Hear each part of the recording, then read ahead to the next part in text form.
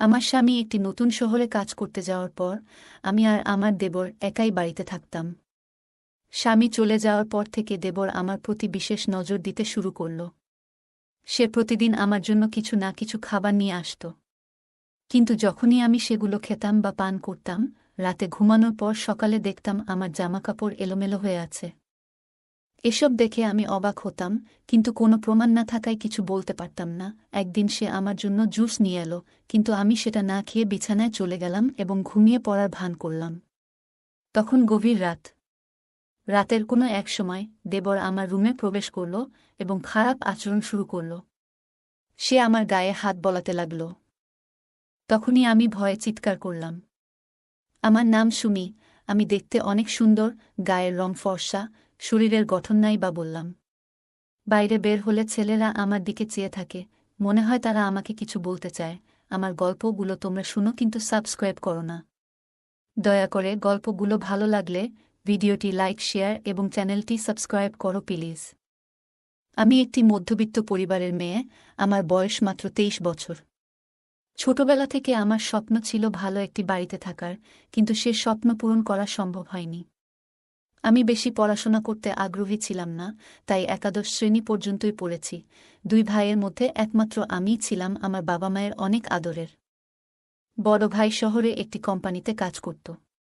বাবা ছুটিতে বাড়ি ফিরলে মা তাকে বলতে লাগলেন যে বড় মেয়ের এখনই বিয়ে দেওয়া উচিত। বাবাও এই বিষয়ে চিন্তিত ছিলেন, তাই তিনি আমার জন্য একটি ছেলে খুঁজতে লাগলেন। পরের দিনই বাবার সঙ্গে ছেলেটির দেখা করতে আসে। সে পাশের শহর থেকে এসেছিল। ছেলেটির নাম ছিল সুনীল। তার মা বাবা ছিলেন না, তবে তার এক ছোট ভাই ছিল, যাকে সে নিজের ভাইয়ের মতোই দেখত। বাবা মা এই সম্পর্কটি পছন্দ করেছিলেন কারণ এটি একটি ছোট পরিবার ছিল এবং বাড়িতে কোনো অভাব ছিল না। রোহিতের ছোট ভাইয়ের নিজস্ব একটি ইলেকট্রনিক দোকান ছিল, যা তিনি নিজেই পরিচালনা করতেন। সবকিছু ঠিকঠাক হওয়ার পর 1 মাস পর আমি সুনীলকে বিয়ে করলাম এবং শ্বশুরবাড়িতে এলাম। সুনীল এর বাড়ি দেখে বুঝলাম আমার স্বপ্ন পূরণ হতে চলেছে। বিয়ের প্রথম রাতের ঘটনায় আমি খুবই নার্ভাস ছিলাম। রুমে বসে আমি কেবল আমার স্বামীর আসার অপেক্ষা করছিলাম, কিন্তু আমার মধ্যে যে ভয় ছিল তা স্পষ্ট বোঝা যাচ্ছিল। আমাদের জীবন একটা নতুন সূচনা নিতে চলেছে। সবাই চায় তাদের বিয়ের প্রথম রাতটিকে স্মরণীয় করে রাখতে। কিন্তু আমার অবস্থা খারাপ হতে থাকে। তারপর হঠাৎ করেই দরজা খুলে আমার স্বামী ভেতরে এলেন। তিনি আমার কাছে বসলেন এবং বললেন, সুমি, আমি জানি আমার ছোট ভাই আমার আসল ভাই, তাকে আমি আমার বাবা মায়ের মৃত্যুর পর থেকে খুব যত্নে রেখেছিলাম। তুমি যেমন আমার প্রতি যত্নবান, তেমনি তুমি আমার ভাইয়ের যত্ন নিবে।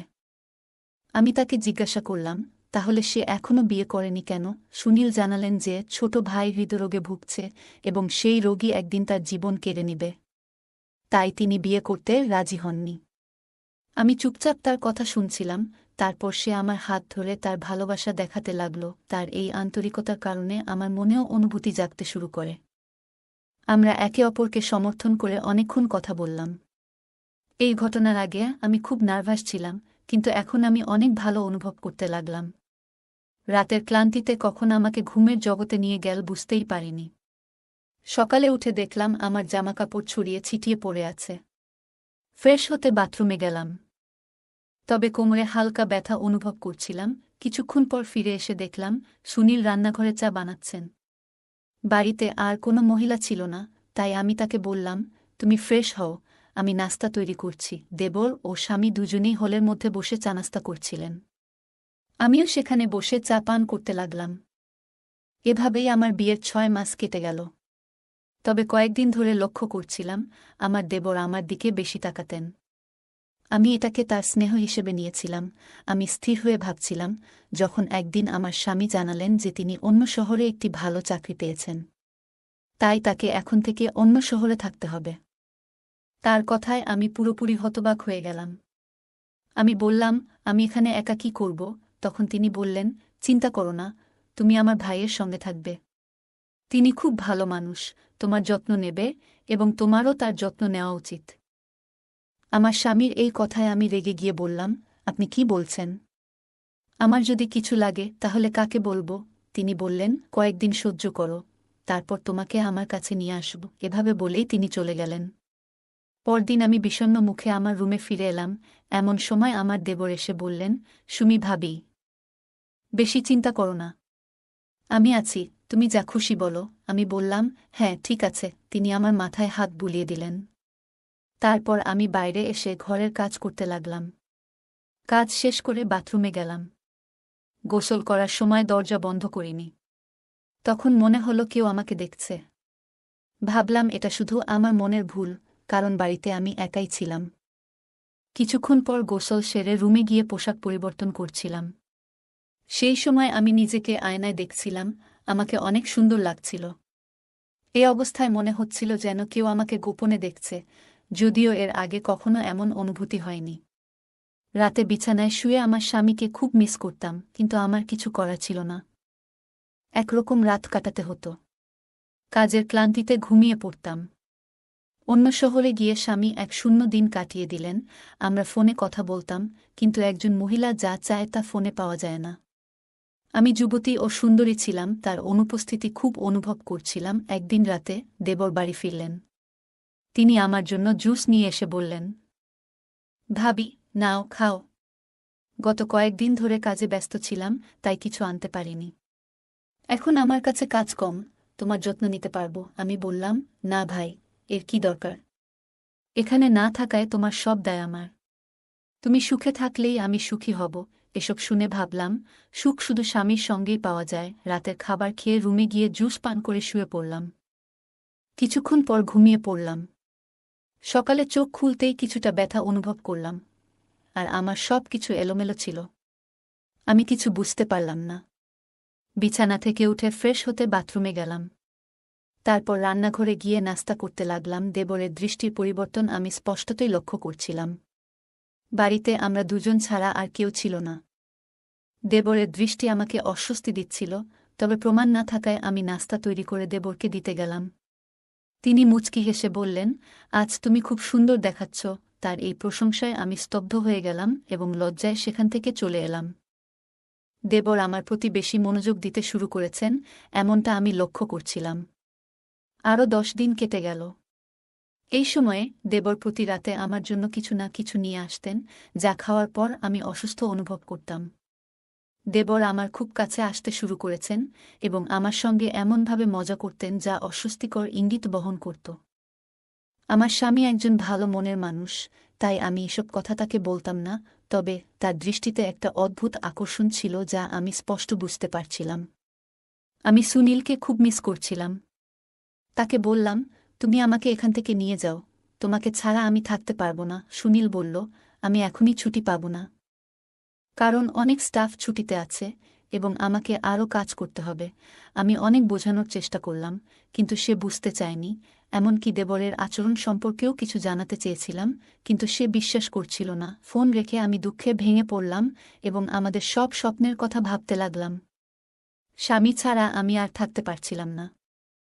আমি লক্ষ্য করলাম, আমার দেবর মাঝে মাঝে আমার রুমে আসতেন এবং তিনি বলতেন, যদি তোমার প্রয়োজন হয় আমাকে বলো। তার কথায় আমি ভয় পেয়ে যেতাম এবং ভাবতাম, কেন সে আমার সঙ্গে এভাবে কথা বলছে। এক রাতে দেবর জুস নিয়ে এসে বললেন, ভাবি, নাও, সারাদিনের কাজের পর একটু স্বস্তি পাবে। আমি বিছানায় শুয়ে পড়লাম। সকালে চোখ খুলে দেখি শরীরে প্রচণ্ড ব্যথা অনুভব করছি। রাতে ঘুমানোর পর সকালে উঠে দেখি আমার জামাকাপড় ছিন্নভিন্ন হয়ে আছে। এখন আমি নিশ্চিত যে বাড়িতে আমি এবং দেবর ছাড়া আর কেউ নেই। দেবর সম্পর্কে সন্দেহ আরও দৃঢ় হল। আমার দেবরের মনোভাবও অনেক বদলে গেছে, যা আমাকে আরও উদ্বিগ্ন করেছিল। ফ্রেশ হতে বাথরুমে গেলাম, কিন্তু দেবর এর মুখে একই রকমের হাসি দেখে সিদ্ধান্ত নিলাম যে আজ রাতেই তার সাথে কথা বলবো। সারাদিন অপেক্ষা করছিলাম। রাতে দেবর আবার জুস নিয়ে এলেন। রাতের খাবার খেয়ে আমি রুমে চলে গেলাম, কিন্তু আজ আমি সেই জুসটি পান করিনি। সন্দেহ ছিল, এতে কিছু মেশানো হয়েছে। আমি জেগে থাকলাম এবং দেবর এর আসার অপেক্ষা করতে লাগলাম। তখন আমার মনে হলো স্বামীকেও এই ব্যাপারটি জানানো দরকার। তাই মোবাইল ক্যামেরাটি চালু করে বিছানায় শুয়ে পড়লাম। কিছুক্ষণের মধ্যে দেবর রুমের দরজা খুললেন। আমি গভীর ঘুমের ভান করলাম। তিনি আমার কাছে এসে অশোভন আচরণ করতে শুরু করলেন। আমি তখন উঠে বসলাম।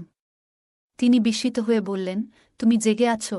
আমি বললাম, আমি তোর ভাইয়ের বউ, তোর ভাই তোর ভরসায় আমাকে রেখে গেছে। কিন্তু তুই তো তোর ভাই এর বউয়ের সাথে এসব করছিস। দেবর হতভম্ব হয়ে বললেন, আমাকে ক্ষমা করো, আমি এমন অবস্থায় দেখে নিজেকে সংযত করতে পারিনি। যখন থেকে তোমাকে ওই অবস্থায় দেখলাম তখন থেকেই এসব চিন্তা মাথায় আসতে শুরু করেছে। আমি জিজ্ঞেস করলাম, কখন থেকে দেখলে? তিনি বললেন, একদিন তুমি বাথরুমে গোসল করছিলে, আমি কাজ থেকে বাসায় ফিরছিলাম। তখন চোখ তোমার দিকে পড়ল। তুমি যখন গোসল সেরে রুমে গেলে, ভাবলে বাড়িতে কেউ নেই, দরজা খোলা রেখে আয়নায় নিজেকে দেখছিলে। তোমাকে ওই অবস্থায় দেখে আমার ভেতরের অনুভূতি উথলে উঠেছিল। সেদিন কোনোরকমে নিজেকে সামলে নিয়েছিলাম, কিন্তু তোমার সেই দৃশ্যটা আমার মনে গেঁথে গিয়েছিল। তারপর ভাবলাম, এর একটা সমাধান খুঁজতে হবে। আমি তোমার জন্য খাবার ও পানীয় আনতে শুরু করলাম, যেগুলোতে আগে থেকেই চেতনানাশক ওষুধ মেশাতাম। সরাসরি কিছু বলতে পারিনি, কারণ আমি আমার ভাইকে খুব ভালোবাসি এবং তার স্ত্রীর সাথে এমন কিছু করতে চাইনি। আমি চেয়েছিলাম তুমি অজ্ঞান হয়ে যাবে, যাতে আমি আমার ইচ্ছা পূরণ করতে পারি, আর তোমার কিছুই জানা হবে না। তারপর দেবর বলতে থাকলেন, আমি এসব করেছি যাতে আমার ভাইয়ের চোখে ধরা না পড়ি। আমি তার কথা শুনে কাঁদতে লাগলাম এবং বললাম, তুমি কি একবারও তোমার ভাইয়ের কথা ভাবোনি? আমি আমার স্বামীকে সব বলবো। দেবর বললেন, না, দয়া করে বলো না। আমি তাকে খুব ভালোবাসি, এবং যদি এটা জানে তাহলে আমার সবকিছু শেষ হয়ে যাবে। আমার ইলেকট্রনিক দোকানও বন্ধ হয়ে যাবে, কেউ আর আমার কাছে আসবে না। আমার সম্মান এখন তোমার হাতে। তার কথায় আমি কাঁদতে লাগলাম, আর তিনি আমাকে সান্ত্বনা দিতে লাগলেন যে এখন থেকে আর এমন কিছু করবেন না। কিন্তু আমি কিছু ঠিক করতে পারছিলাম না। আমার ইজ্জত চলে গেছে, কেন চুপ থাকব? আমার কথা শুনে তিনি পায়ে পড়ে কাঁদতে লাগলেন এবং বললেন, যদি তুমি কিছু বলো তাহলে আমার আর কোনো উপায় থাকবে না। আমি আমার ভাইয়ের চোখে অপরাধী হয়ে বাঁচতে পারব না। তিনি যখন অনুনয় বিনয় করে আত্মহত্যার হুমকি দিতে লাগলেন, তখন ভাবলাম, যা হওয়ার ছিল তা হয়ে গেছে। কিন্তু আমার স্বামী যদি এ কারণে কিছু করে, সেটাও তো আমি সহ্য করতে পারব না। এরপর আমার ঘর ভাঙার ভয় ছিল। আমি সিদ্ধান্ত নিলাম, এই সত্যটা আমার স্বামীর কাছে কখনোই বলব না। আমার কোনো দোষ ছিল না, তাই চুপ করে থাকার সিদ্ধান্ত নিলাম। দেবর লজ্জায় মুখ নিচু করে চলে গেলেন, আর আমি ফোনে রেকর্ড করা ভিডিওটি মুছে ফেললাম। সেই দিনের পর থেকে তিনি আর কখনো আমার সাথে অন্যায় করেননি, কারণ তিনি তার ভুল বুঝতে পেরেছিলেন। আর সে বেশি দিন বাঁচবেও না, কারণ দিন দিন সে আরও বেশি অসুস্থ হয়ে পড়ছে। কিছুদিন পর স্বামীও বাড়ি ফিরে এলো, এবং আমরা একসঙ্গে অন্য শহরে চলে গেলাম, যেখানে তিনি কাজ করছিলেন। আমি এখন তার সাথে ভালো আছি। দেবর কিছুদিন পর মারা গেলে স্বামী মাঝে মাঝে আমাকে দোষারোপ করত, কারণ দুই ভাইয়ের মধ্যে খুব ভালোবাসা ছিল। তাকে ফেলে আমরা এখানে এসেছি। গল্পটা কেমন লাগলো জানাতে ভুলবে না। আরও মজার মজার রোমান্টিক গল্প শুনতে চাইলে ভিডিওটি লাইক, শেয়ার এবং চ্যানেলটি সাবস্ক্রাইব করতে এবং বেল আইকনটি ক্লিক করতে ভুলবে না। ধন্যবাদ।